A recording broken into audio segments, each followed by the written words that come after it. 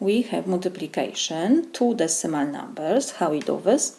First, we have to forget about decimal points. So let me rewrite our two numbers without decimal points. So it will be 2, 5, 8, and we have 0, 0, 0 before 4, 1. So when we have 0 before digits which is different than 0, we don't have to write the zeros, because when we multiply by 0, it will be 0. So I can write only 4 and 1. And now, how we multiply two whole numbers? We start from the last digit from the second row and we multiply by last digits every number in the first row. 1 times 8 is 8. 1 times 5 is 5. 1 times 2 is 2.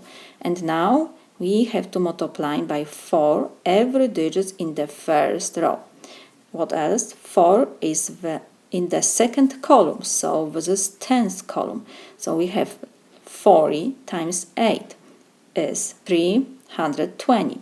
So we have 20 and 3 will go to next column. 4 times 5 is 20 plus 3 is 23. So it will be 3 and 2 we have to add to next column. 4 times 2 is 8 plus 2 is 10. And now we have to do addition. 8 plus 0 is 8, 5 plus 2 is 7, 2 plus 3 is 5, we have 0 and 1.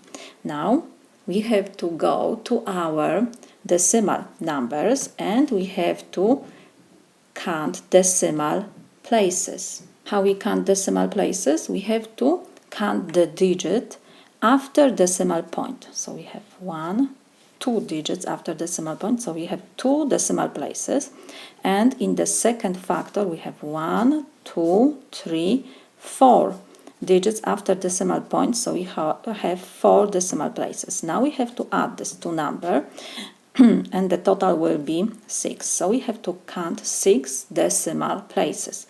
From the last digit we start from the right and we are going to the left. 1, 2, 3, 4, 5, 6. And always when we don't have any digits, we have to fill this empty space by 0. So decimal point will be before 0. 6 decimal places. 1, 2, 3, 4, 5, 6. So our solution will be